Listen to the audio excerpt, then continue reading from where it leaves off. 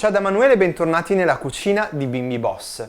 Chi l'ha detto che la carne non può essere cucinata dentro il bimbi? Oggi ti faccio vedere come realizzare le scaloppine al limone. Pochissimi, veramente pochissimi ingredienti e un risultato incredibile. Accendete il bimbi che vi mostro come fare.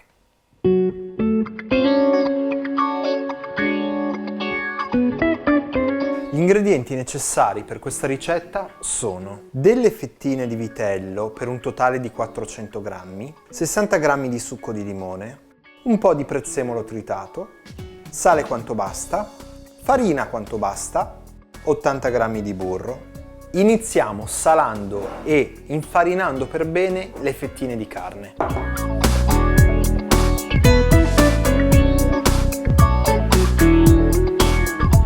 Proseguiamo aprendo il boccale del bimbi che deve essere pulito e asciutto e gli versiamo all'interno gli 80 grammi di burro e li facciamo sciogliere per 8 minuti a 100 gradi, velocità 1. Apriamo il boccale del bimbi e sistemiamo le fettine tutto intorno al gruppo coltelli.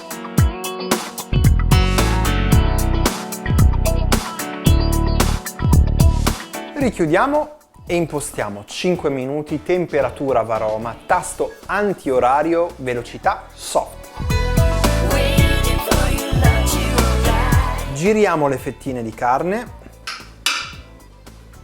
Una volta fatto, richiudiamo il boccale e impostiamo 4 minuti, temperatura varoma, sempre tasto antiorario inserito, sempre velocità mestolo o soft.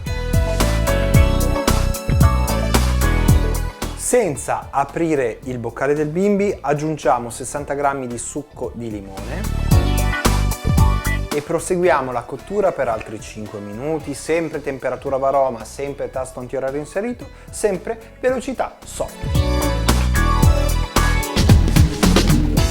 Inseriamo ora all'interno del boccale del bimbi il prezzemolo e proseguiamo per un altro minuto, sempre a temperatura varoma, sempre tasto antiorario inserito, sempre velocità soft. Ok,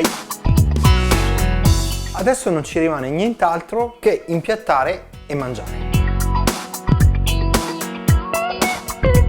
Ed eccoci qua, le scaloppine al limone sono pronte. Vedrete che appena le tirerete fuori dal boccale del bimbi spariranno in meno di 4 secondi. Da Emanuele è tutto, un bacione, se non l'avete ancora fatto mi raccomando iscrivetevi al canale, lasciate un bel mi piace e commentate. Noi ci vediamo alla prossima ricetta. Da Bimbi Boss, ciao!